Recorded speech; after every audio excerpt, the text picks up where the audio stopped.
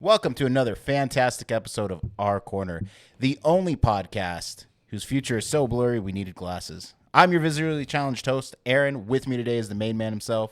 Visually challenged? I can't stand you. This is Sean, guys. What's up? Perfect. So, when we had last left here, we talked about the new Dungeons & Dragons Monster Manual coming out. Yeah. Right? And we were really excited because we had gone through the Player's Handbook. Uh-huh. We talked about the pros. We talked about the cons. You know, if we approve, if we don't approve. We did it with the Dungeon Master's Guide. Mm-hmm. We saw some really cool things. And then when the Monster Manual came out, I saw my chance, and I grabbed all three of those books and went through it with a fine-tooth comb. We have it right here. Cool. Let's see it. So check this. So this is the cover of the new Monster Manual, right? Ooh, tilt it forward so we don't get that much glare. There you go. There you go. Woof. Look at that. That's a thing of beauty right there. Look at those blues, yellows, greens. I think we mentioned this cover in one of the previous episodes, and I put it in there, but it's great seeing actually the real thing right there. And it's amazing. The book itself is larger than the actual original Monster Manual. Now, forgive me because I have tabs, but as a side-by-side comparison, look at that. When you look at the thickness here and turn them around, way different. You can see. Now, there's a few things here that they went through when I looked at it, and I was like, oh, man, what have they talked about? What were they going for? They wanted to do a streamline on it where they were going to just put everything in alphabetical order like they typically do, but instead of having it where it was categorized, so like where you look up like dragons, you'll have all the dragons in that one section so you don't have to worry about it. Yeah. They spread it out. So you have green dragon where the G's are, black dragon where the B's are, and, you know, everything in between. There's been some huge changes to the way that they kind of structured things. They followed through on what they were saying. You know, this wasn't like okay, well, they just said it, and it's very similar to what they already did. You know, like most companies do. Like most companies. This wasn't a reskin. This was like a complete overhaul. While most companies, at least most of the companies that are usually pretty popular like this, when they do things, I mean, this is typically about video games, but when they do like reskinning or whatever, or when they do like a new version of it, it's just that. It's just reskinning.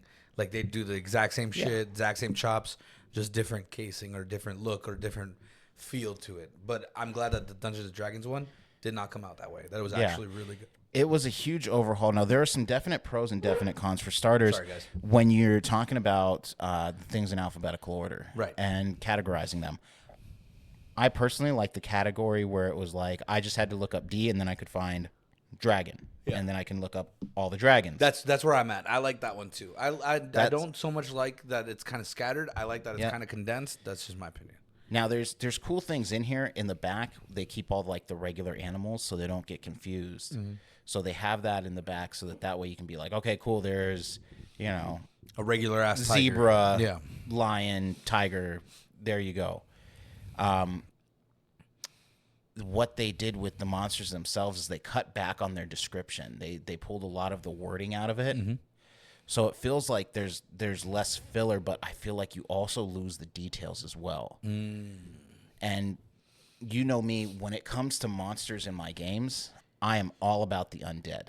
I love them. I think they are the most, like, just straight. There's no alignment for them. They are what they are. Yeah. You know, you don't have to really like get into the role play. They are undead. They are the monsters. Yeah.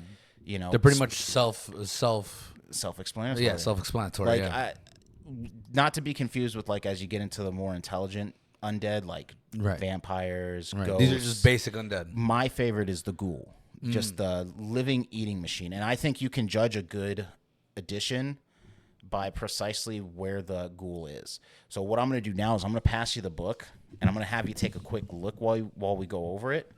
But like first thing, don't even like use the tabs. Use the front end to find the page, and I'll tell you, it's a completely different feeling because when I come down here, I have right to go, here on the contents, right? Yep, and it'll say ghoul, and so mine's at about 132. Mine is at 148. So let me look for that there. So there we go, flipping through.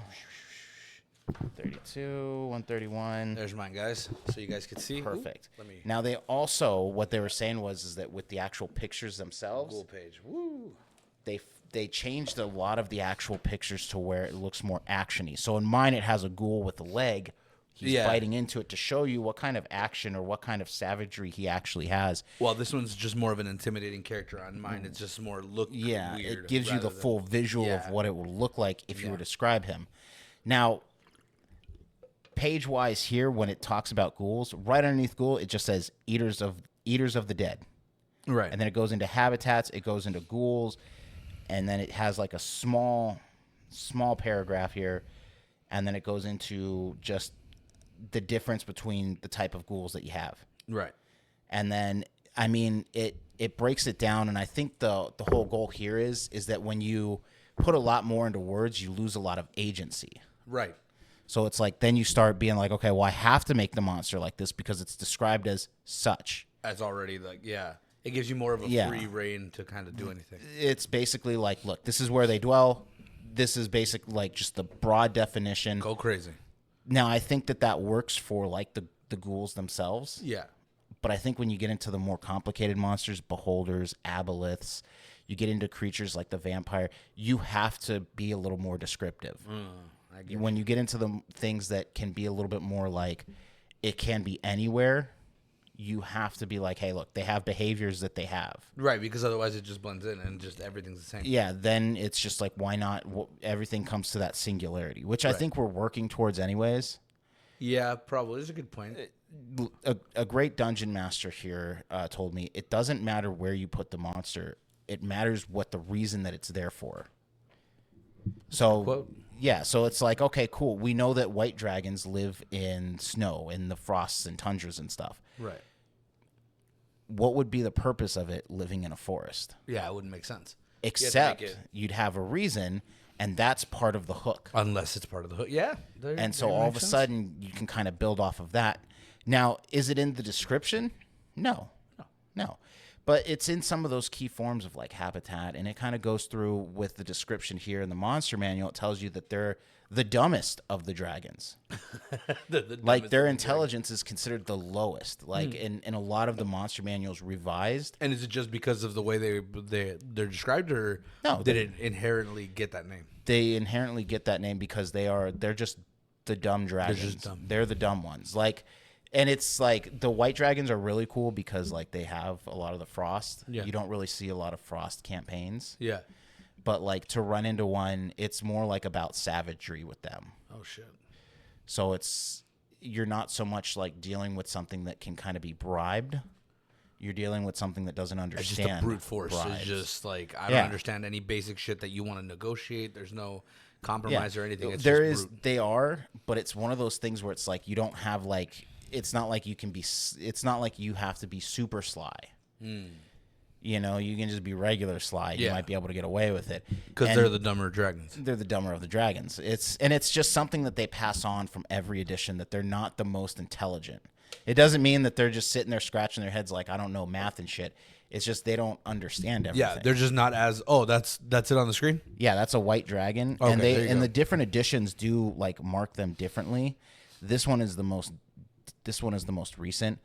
It's really kind of cool to see how they've reskinned them and kind of how they've done them, because in the past they've kind of given them more like weirder shaped heads. And that's probably something that happens when they kind of get older. But I mean, honestly, it's all in the description for me. Personally, I love the artwork in the new book. Yeah. I love the artwork in the old book. The old book's nice, but the artwork on that one does pop a little bit more, especially like like you said, like the action ones for the monsters. It makes it look way cooler, because I was looking at your ghoul.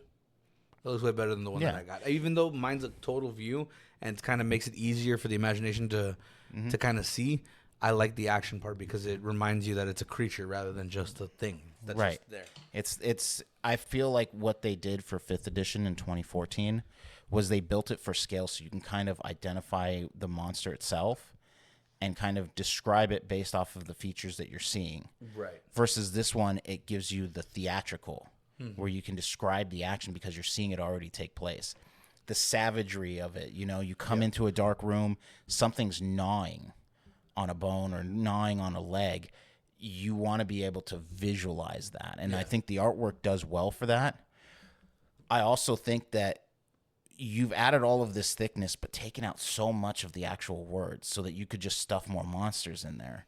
And that's cool because then you don't have 2 or 3 fucking like monster manuals. But also bad because you left out a bunch of explanations, a bunch of things, a bunch of stuff that you could have added.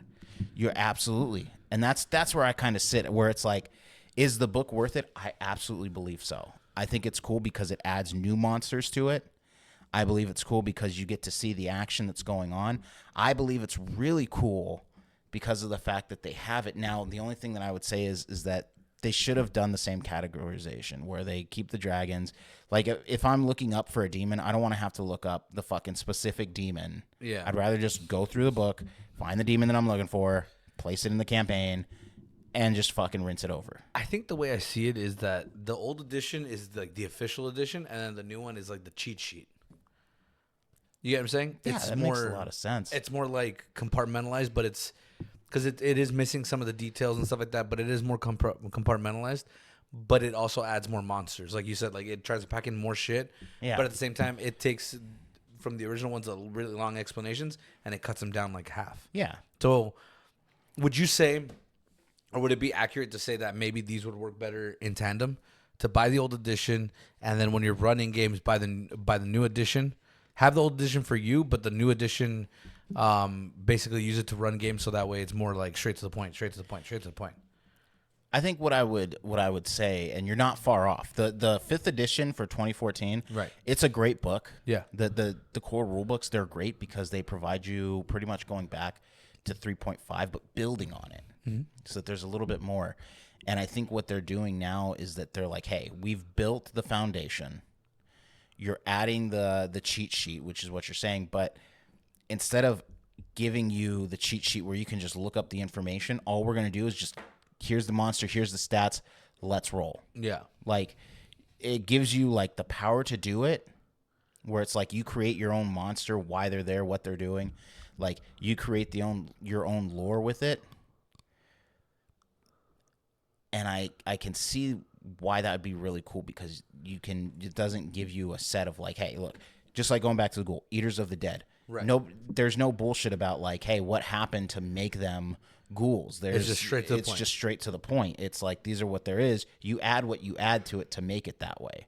And then with the 5th edition, it gives you kind of an insight. I think it's a great tool to kind of have its own lore behind it, because then you can be like, oh shit, I didn't know this could be possible for X, Y, and Z. And it's just basically, and I'll put it to you in a way. So there's a few different worlds that are very synonymous with Dungeons and Dragons. There's Greyhawk, Dark Sun, Forgotten Realms. Those 3 are like the big 3 for them. And which one's yours? Mine is Forgotten Realms. Forgotten Realms typically falls in the Dungeons and Dragons world a lot. It spills over quite a bit. Gotcha. And Forgotten Realms does so much for, like, how do I say it? Forgotten Realms has its own lore to it, and they build on the lore frequently, and it's so big that you can't replace one thing for another thing without having a reason or rhyme to it that makes it this big deal that falls in line. Because otherwise it moves off from where it originally was. Now I can see what they're doing when it comes to like the monster. Like, I see your point, but yeah, I can see where like cutting that out and just being like, look, here's the monsters. You build your own world. You build your own monsters. The lore goes behind it. This is how you typically have it. But I think when it comes to things like the Aboleth, again, the Beholder, the Vampire, stuff like that, you need a very specific, like, hey, this is how they operate, because when we originally made these monsters, this is how they were. So, like, Beholders are not specific to Forgotten Realms. They were created before then. So it's easy to kind of give them their own lore. But monsters that were native to that world, I think we should be like, hey, look, let's cut out some of the detail. You kind of like, this is what it is. You've been on here for like 5 editions. If you don't know by now, you're never gonna know. Like, move on. And it's not even so much that. It's like, but it is at that point, because it's like if you had the same creature for that many times, it's like you can reference back in previous manuals if they let you. But if they don't let you, it's like you still had that same monster for numerous like things. Wouldn't you rather add another monster as well? I think what they did with this, and this is the idea, is that they already figured out that with the loss of the fact they couldn't privatize their books, so like you couldn't make your own 5th edition like campaign off of using the books. I think it's funny that they lost that. It was the open game licensing that I remember. It was we did an episode on that. They couldn't like get that closed down. So the open game licensing. So what they did was, rather than have it where they do all the heavy lifting, they were like, "Fuck it, here you go. Here's the bare bones. Do what you want. Fucking, we're not gonna be the eggheads." Which is actually kind of a good thing for the fans. Yeah. Well, I mean, also kind of bad because you get that little help, that little assistance, a guide. But fans were already homebrewing, and I think what the Monster Manual does, the Dungeon Master's Guide, and the Player's Handbook for the 2024s and 2025s, I think that they were meant specifically for people to homebrew. Yeah, it makes sense. The only thing that they did that they were like, hey, this is what it is. If we is the challenge rating. So each monster has its own challenge rating. Yeah. A challenge rating is indicated by the party's like strength and ability to take it on. You know, your challenge rating should be like, hey, we should be able to take on this monster at level fucking 3 because there's 3 of us and it's a challenge rating of 9. Right. You know? And that's the way it was at least explained to me. It could be absolutely fucking off. No, it sounds legit. What is it? And so what they did is that they were like, yeah, we kept it an honest challenge rating. So what that means is that if this monster took the most powerful attack every single turn, this would be its challenge rating. Versus, what they did is that no matter what action you took, it would be this challenge rating no matter what. Right. Versus the old one where you'd have to take the most powerful, and that would make it its challenge rating. So what they were finding is that monsters that were challenge rating of like fucking 18, if they didn't take that most powerful attack every turn, it would pretty much either stunt the monster or it would stop it completely. Oof. Which, and then you brick. Yeah, and mechanically wise, like that would make the monster just terrible. Oof. You know, it would make the encounter kind of awkward, kind of lopsided or one-sided. Yeah. And if you did it, and if you did it the other way, it'd be like, dude, so this is just a strategic encounter. So you're no longer like, okay, it's role playing. Yeah. Now it's just whatever. It's going to continually be like, you know what a bullet is, right? Mm-hmm. Okay. The bullet is a monster that is like a land shark. Okay, never mind. No, I don't know what it is. Yeah. You said monster and I was like, nope, wrong one. Wrong thing I was thinking about. Go ahead. So a bullet is like a land shark, right? Uh-huh. It has a thick-ass head. It's called a bullet because of the way that it's shaped, and it has stubby legs. It kind of looks like a Triceratops, but the dome is shaped like the top of a bullet. Oh, weird. Yeah. What it does is that it has tremor sense, so it sails underground, right? And then it pops up to attack. So it's an ambush predator, just like a shark. Mm-hmm. But it also has an above-ground charge attack. Mm. Now, if you were playing by the 2014 edition, right, that underground ambush would be a phenomenal attack. It would make it really hard to hit, really hard to defend against. Or anything. But then if he was caught above ground, all of a sudden the game changes. The monster becomes really easy because, A, you can't hit it from the front, so we hit it from the back. Right. And it just does charge. So why, as a dungeon master, wouldn't I keep it underground and continually do the most powerful attack to make it that challenge rating? Yep. Which then it becomes, well, how do we get it out of the ground? Versus, well, we can beat this thing. And then from this edition, essentially what you'd be doing is no matter if it was above ground or below ground, it had the same weak points. It would still be that challenge of beating it. And it's cool. Like, the idea is really cool, and the concepts are really nice. But I have a question. How do you defeat the rollerblades? It's simple. How do you defeat the rollerblades? It's simple. Eventually, after the 90s, they fall off. Oh, they need lube. Yeah. Fucking How do you defeat the rollerblade? Fucking street sharks, man. It's kind of like that. It's similar. Although when you were describing it, the only thing I was thinking of was Street Sharks, and and he pulled it up. I was like, oh shit, son of a bitch. What was that catchphrase? What was it? Jossum.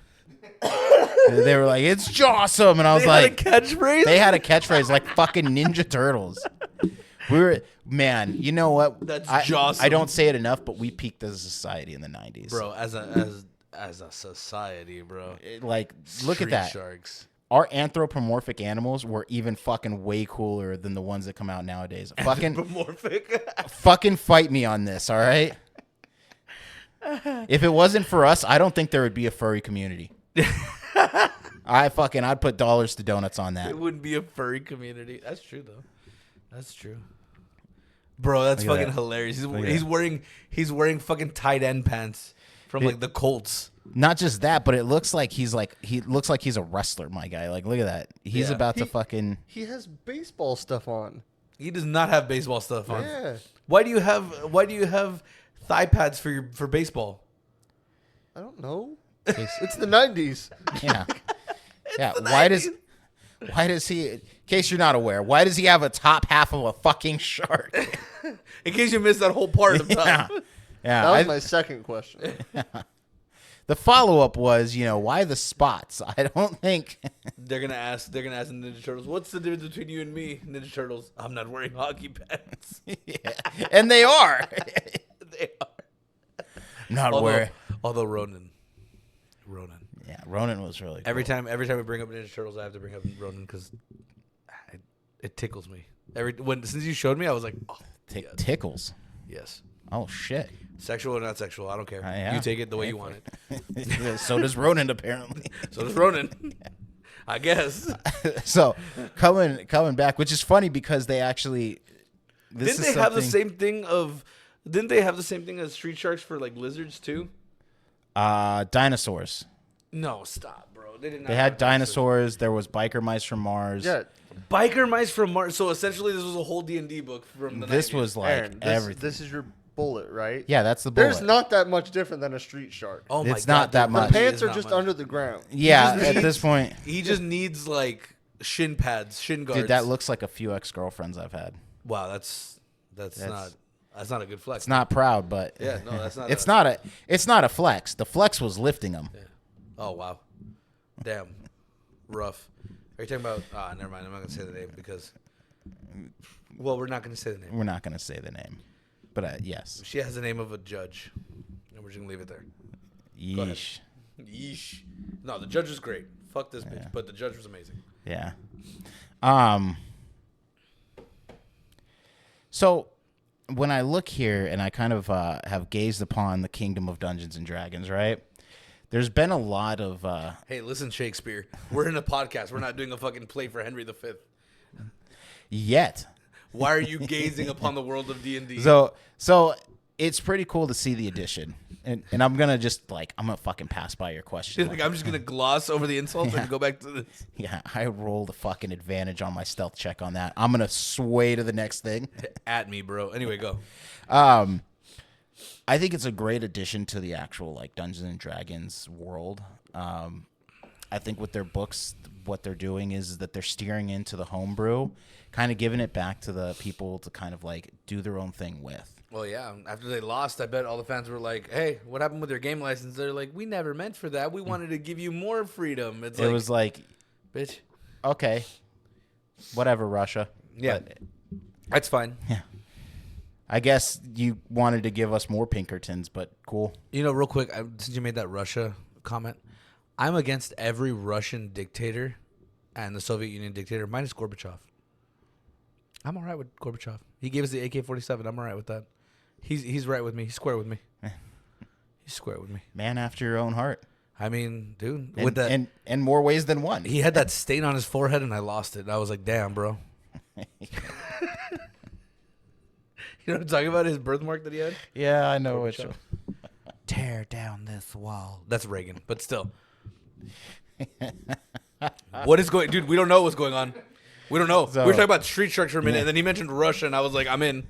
I'm in, bro. Street Are we Sharks doing in this? Russia. Are we doing this? Are we going down the rabbit hole? It sounds like a Walking the Weird podcast. That's all I'm saying, bro. let's fucking Street go. Sharks and Russia. I'm in, dog. Well, what do these two things have in common besides scientific tests on humans?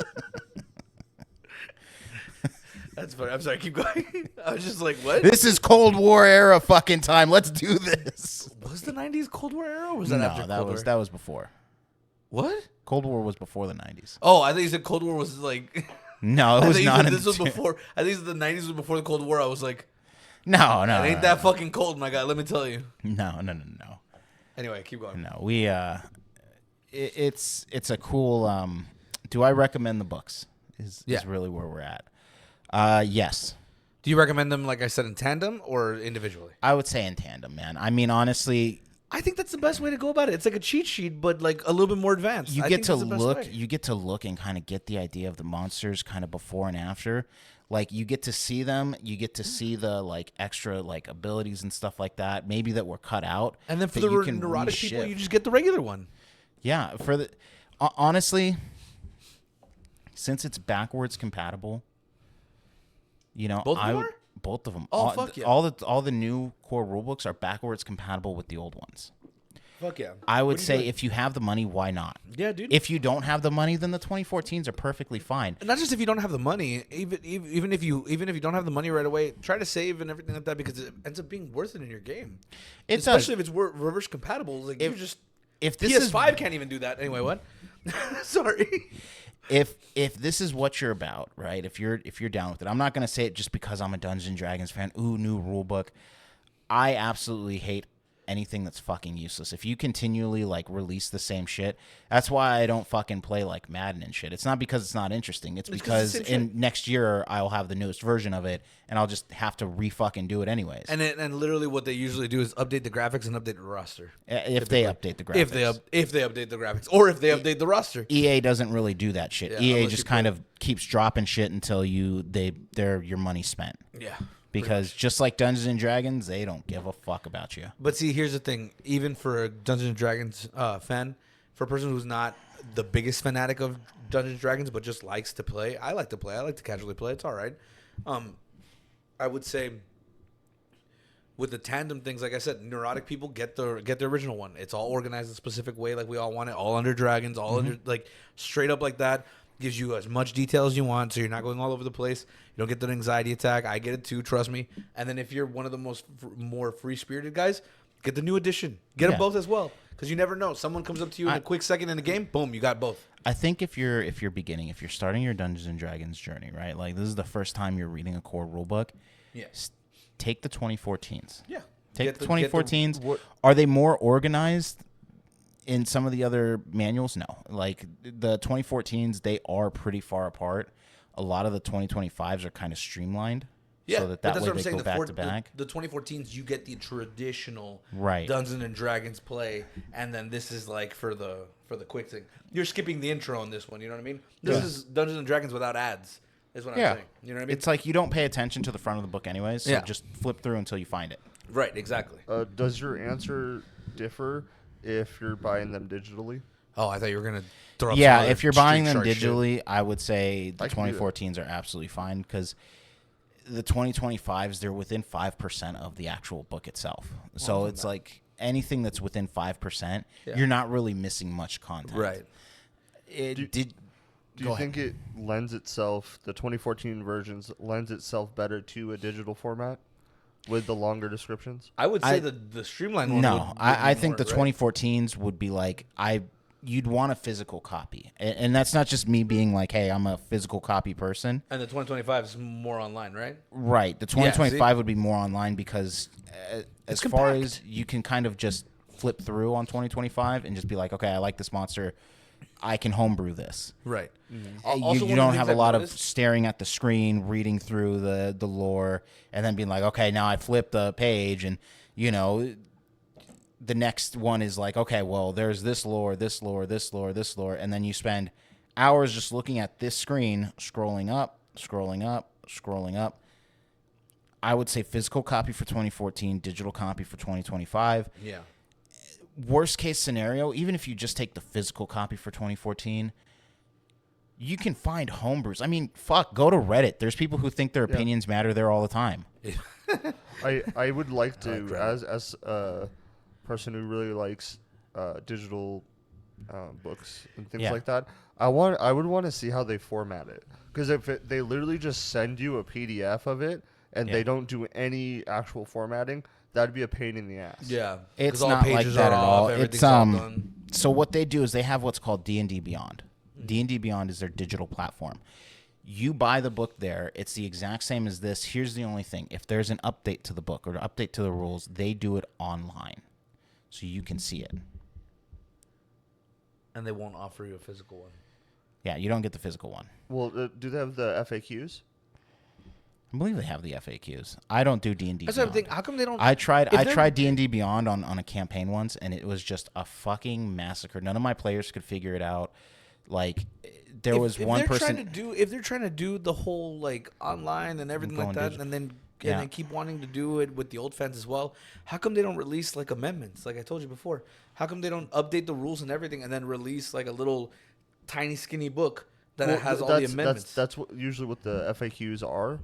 Oh, where they're you can just print like- them out. Yeah, you print them out. Oh, okay. Yeah. Yeah. I mean, that's So not it's pretty interesting. I mean, and I was this gonna say is because you could charge a whole other book for that, even though it's in the Yeah. FAQs. You could charge a whole other I book for. Like, I would be so against that. They Yeah. they already charged. But I'm saying a that lot, if you but- that if their dynamic is to make money off of these Yeah. things, and you're gonna make amendments and all that stuff online, wouldn't you rather just charge them online? and before on there that? was D&D Beyond, there was the Dungeons and Dragons website from Wizards of the Coast before they were owned by Hasbro. If they had any updates, what they would do is that they would post them in an article so you could actually read them and you could read through them. Yep. They had so if they had updates, right, you would become a member. You could read through all of their updates, get all their cool shit that was going on, and see what is happening and what they would update it with. And you could download it, do whatever you fucking wanted with it. When Hasbro took over and they took over D&D Beyond, that's when they stopped doing a lot of that. They started doing more like, we're the editors for this. We're in control. We're the only vertical and the horizontal. Yeah. So you miss out on a lot of the people being like, well, what if we do this instead? And the biggest thing about Dungeons and Dragons, and I love it, this is the part that makes it cool, is what if changes the whole game. Yeah. Yeah, the what if does change the whole game. And honestly, at the end of the day, it comes down to this. I personally like rules light. I'm not a rules heavy person, so these things are guides. They're not like, if you're going by them verbatim, all right, cool, that's your style. It's gonna be a pretty shitty game.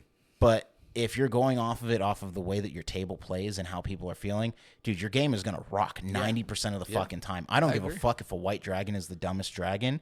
If for some reason it's all of a sudden the most intelligent dragon at your table, guess what? That's a whole other fucking thing that they role play into. Well, I mean, orcs are supposed to be idiots, and they're fucking brutal. And that's the thing. I love think that with the shit. descriptions, they give them stereotypes. And people are like, well, we want to steer away from stereotypes. Well, you can. You don't need the new book to steer away from them. Yeah, you could just do it anyway. It's just what people do is they typically, you get people who are called like rule lawyers. And what they'll do is they'll have their own copies of the manuals. When they sit at your table, they take every single rule and is like, this rule is written. Yeah. Well, the motherfucker who created it, Gary Gygax, was like, it's not the rules as written, it's the spirit of the game. And we've quoted that before. Yeah, it's not the rules of the game, it's the spirit. Yeah, and so if you're dropping $50-$60 on these things just so that you and your friends have to play a certain way, you're not doing it right. Right. Like, you're missing a huge opportunity. And that's just my opinion. You can fucking take it to the bank or you can leave it. At the end of the fucking day, all I know is that people keep coming back to play with me for a reason. Right, exactly. And people do their own style, their own way, and if you do it, that's great. If not, that's cool. But steer into your style. Don't steer into someone else's style. Don't say because I'm like, oh, I like rules light. You're like, well, I'm going to do rules light now. If you're very rule heavy, like, leave it. Be you. But just keep in mind that it's your choice. It's not the book is forcing you to do this. Right, exactly. That's it's not that- a forced thing. It's you're doing it. That's that same shit that people talk about all the time. Now, and we're kind of going into what the next episode was going to be kind of about, but It's okay. It's a good bridge, bro. I mean, Keep on. it's huge thing to look at these books. Like when I was 16 is when I got my first set. I was into 3.5 edition. I I like 3.5.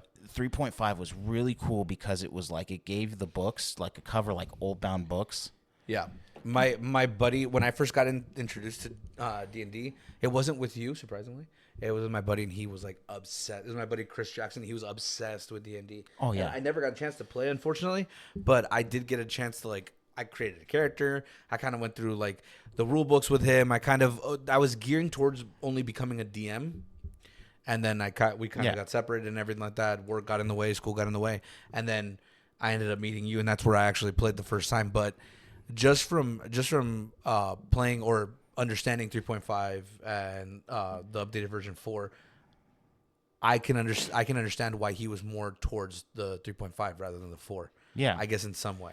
Yeah. So for what they were realizing with 4th edition was that if they put it more like a video game, right, they might attract the people who were more into like Warcraft at the time, which I like 4th edition. But that's the reason that D&D stood out, because it was different than Warcraft. It was different than most of them. Well, they used a lot of D&D as a springboard. Because remember, D&D's been out since the 70s. Yeah, that's what I'm saying. And people have used video games to kind of get into that role-playing thing. I mean, look at fucking Zelda. Like, even going back to the first one, you're Zelda going through forests and shit. Yeah. The biggest thing here is that when we look at the new rule books versus the old rule books, the reason why the old rule books stand out isn't just nostalgia. It's that they were geared towards the mechanics. Right. They knew that there was problems with the game. They knew that there was things going on. They made amendments on their stuff to show you that you can do something a little bit better. Yeah. They released more rule books than anything else, but they also had tons of new shit. Like, I have digital copies of those rule books, and they have things like the Libris Mortis. Yeah. Libris Mortis is the Book of the Dead. Right. So it has all of the undead creatures, and they have additional rules for them. Yeah. So like things that you'd find in like the Monster Manual, you'll find the ghoul. Okay, like we talked about, they'd have additional ghoul shit in there. Yeah, they'd have abyssal ghouls. They'd have ghouls. It's basically what they're handing you with these books is a skeleton, and they're saying, "Hey, make it whatever you want. Do what you got to do." And a lot of people who are like rule lawyers or whatever, like, no, it has to say skeleton, and everybody else is like, "No, bro, we could do whatever. We could make this bitch a fairy if we want." Yeah. You know what I mean? And just do a bunch of shit like that. And it's cool because in a lot of the books, they give you what's known as templates for monsters. These templates, what they are is they allow you to make and build certain monsters the way that you want. So like I can have a werewolf mummy. Right. And it's like, oh, that's a cool, unique monster. It's a template.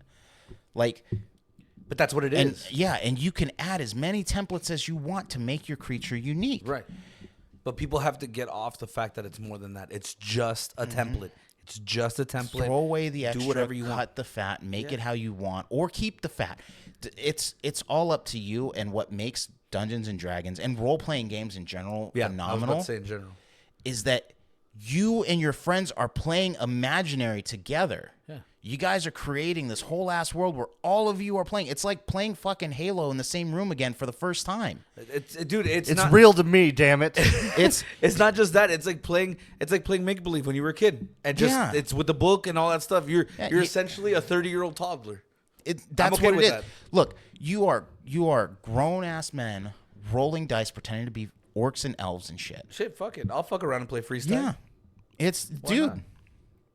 It's just getting that little piece back of your imagination. Yeah, and I think as people get older, they start forgetting that. They start seeing it. Oh, it's childish and everything like that. Which I mean, in a way, it kind of is. Oh, I it guess, fucking totally is, dude. But that's the point. Isn't that the goal? Like to be childlike forever. Yeah. Like you don't. That's don't what all these get me wrong. streamers do. That's what all these fucking people do. You want to be you. The idea is to die without ever growing old. Right.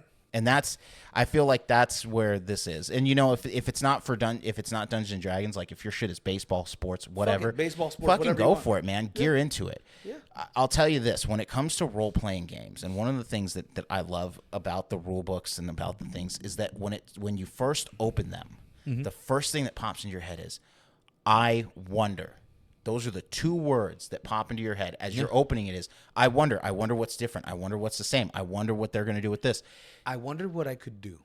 I wonder what I could do. And that is the strongest fucking force for any dungeon master, any player, anything. I wonder what I can do is like the biggest fucking backing to Dungeons and Dragons. Let's If wait for you're a Tyler to fuck this 40K up. player, I wonder how I'm ever gonna financially recover from this.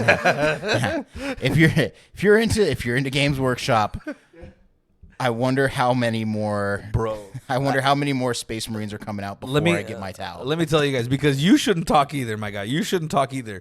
I literally went to the store with both of these guys, with both Gintech and Aaron, to go pick up their stuff for D&D and Warhammer. My guy, I'm a curious little duck, so I walked around looking at all these fucking paints and everything, acrylic-based paint, blah, blah, blah, blah, and I'm like, why is this little thing this big, $14? And I looked at them, I was like, hey, guys, this is acrylic paint. And they're like, yeah, bro, it's like one of the best acrylic paints. I was like, this is just acrylic paint. They sell like a tube this big in fucking Target for like $2. And you're like, yeah, but this is like special paint. And I'm like, Yeah, it doesn't really say not. Citadel on it.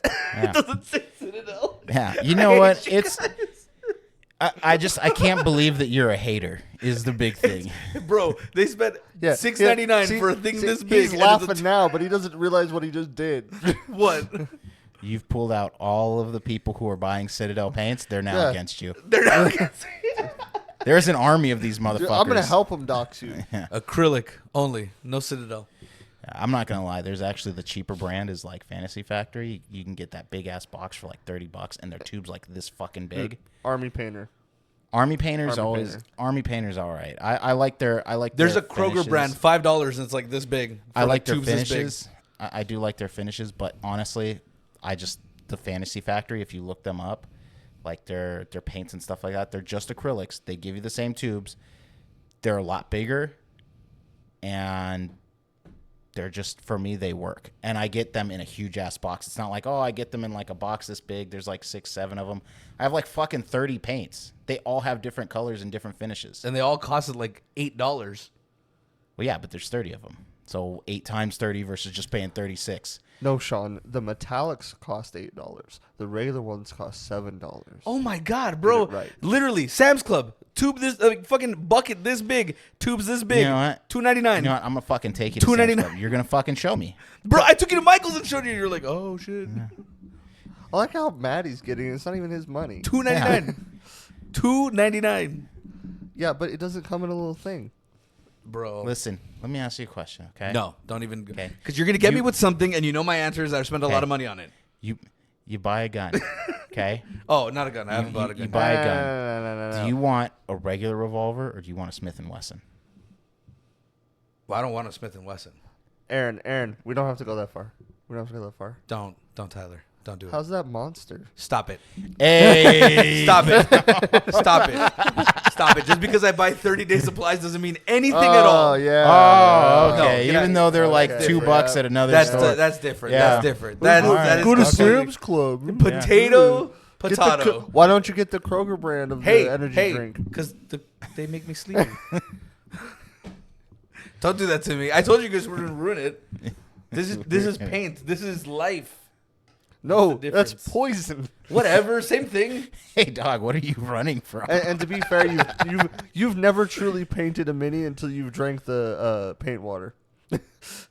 You drank paint water? You're eventually gonna paint so long, you're gonna forget that it like which water. Is I'm not yours. gonna lie. I was about to be like, and then I was like, oh shit, I did that You're too. like, damn, I've done that Where I before. like reached up and I was like, I put it, and I was like, oh. You guys are like those people who like spit out chew and then drink it, and you're like, you forget that you had like the chew. Yeah, but you learn never to do it again. Yeah.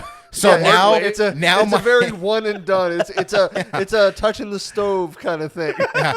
it's now my paint cup is blue and my drinking cup is red. I literally have a Citadel paint cup, and it looks like a giant rock because of that.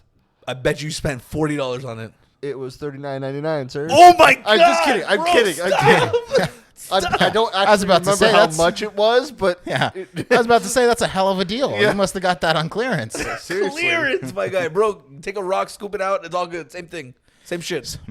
So Save money on the rock.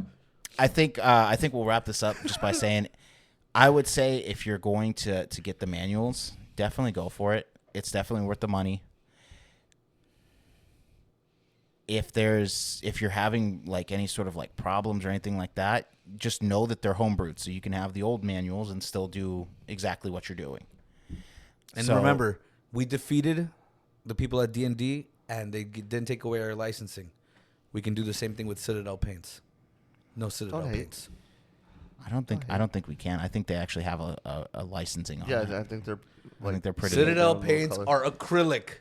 Just mix that bitch. Bob Ross that shit. Same thing. Save you $14.99. I mix it with other Citadel paints to make a new color. No, bitch. Take ivory white and fucking melancholy blue and mix it in like Bob Ross and get your it's fucking Wraithbone. Thank you. All right, I'm done. Bye. Bye, guys. Later.